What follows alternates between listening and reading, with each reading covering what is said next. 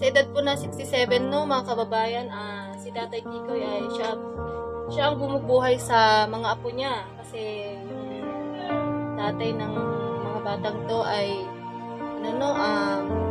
nagkahiwalay na sila ng kanyang anak na babae, kaya si Tatay Kikoy na, mga kababayan, ang tumayong tatay na ng kanyang mga apo. Hindi nyo naman po no, mga bata pa sila, kaya nagagatas ba ang mga tatay? Saktong-sakto no? Ay, pampers. Tingnan niyo. Paano yan, tay? Hindi kayo makapagtrabaho dahil may sakit kayo. Paano din yung, di ba, wala kayong trabaho? Saan din po kayo kukuha ng mga tatay? May mga kakainin na yung mga apo mo. May biscuit dito. Sakto tayo at may gatas din. So, yun nga mga kababayan na, nandito po tayo ngayon sa bahay ni Tatay Kikoy, no? Tara po, atin siyang kausapin. Kamusta po kayo, tay? Taning. Mga apo niyo po ang mga to? Kamusta po kayo, tay? Balita ko, tay, may sakit daw po kayo. Opo. Hindi kayo makapagtrabaho niyan, tay. Nakakaawa mga kababayan, no? Ang kalagayan ni Tatay Kikoy. Sa edad na, ilang taon na po kayo, tay? 67. Sa edad po na 67, no, mga kababayan, si Tatay Kikoy ay siya ang bumubuhay sa mga apo niya kasi yung tatay ng mga batang to ay nagkahiwalay na sila ng kanyang anak na babae, kaya si Tatay Kikoy na, mga kababayan, ang tumayong tatay no ng kanyang mga apo. Tignan nyo naman po no, mga bata pa sila, kaya nagagatas ba ang mga tatay? Saktong-sakto no? Ay, pampers. Tingnan nyo naman po no, mga kababayan, sa hirap ng buhay ngayon, si tatay pa ang bumibili ng gatas at diaper ng mga bata. Paano nyo tayo nabibili ng mga gatas? Anong ginagawa nyo tayo? Anong trabaho nyo? Si tatay sa nakikipagpitas ng mais. At isa pa tayo no, araw-araw yan no. Ngayon lang mga kababayan no, na hindi nagtrabaho si tatay kasi ilang araw na yung sakit niya, tay? 1 week na daw po no, mga kababayan, na may sakit si tatay. Nakakaawa naman po. Nagpa-check up na ba kayo, tay? Nagpa-check up na po kayo? Anong sabi ng doktor, tay? Kaso yung urat mo. Ay, daw no, mga kababayan, sobra daw yung trabaho ni tatay no, kaya parang namanhid yung mga yung mga ugat no, sa sobrang trabaho no si tatay. Nakakaawa naman po ang kalagayan ni tatay no. Paano yan, tay? Hindi kayo makapagtrabaho dahil may sakit kayo. Paano din yung, di ba, wala kayong trabaho? Saan din po kayo kukuha ng mga pagkain nyo, tay?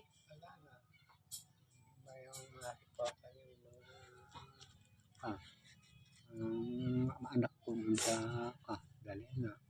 Wala na ang biruan yung makakain.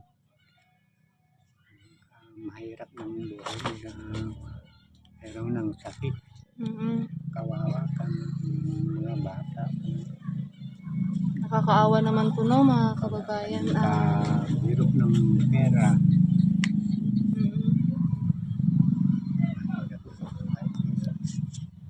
Nakakaawa pa po no, tay, mga apo nyo no, mga bata pa sila.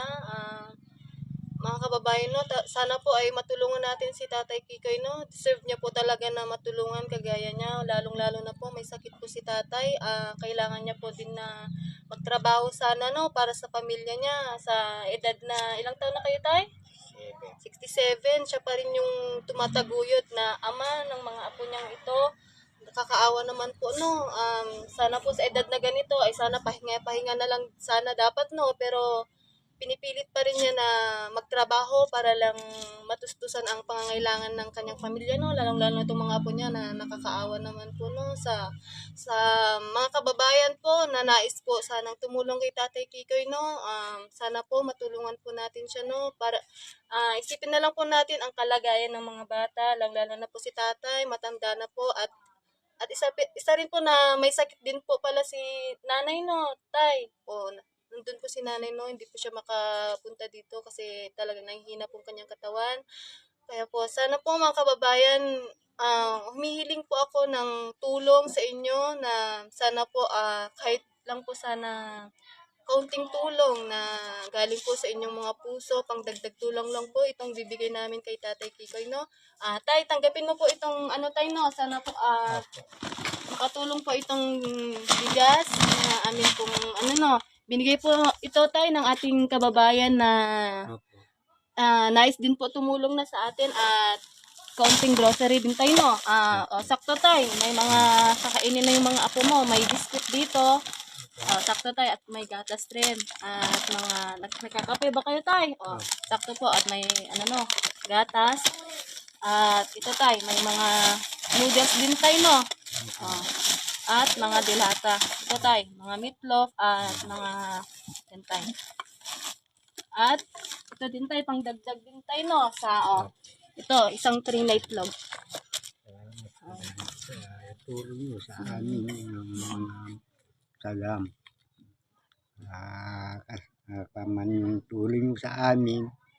Salamat po sa yung tulong nyo sa amin. So, ayan nga mga kababayan, no? Maraming salamat, ma'am. Ito po, nahihatid na po natin ang tulong kay Tatay Kikoy, no? Masaya po kami at masaya din po si Tatay Kikoy na may natanggap siyang ganito, no? Malaking bagay na to.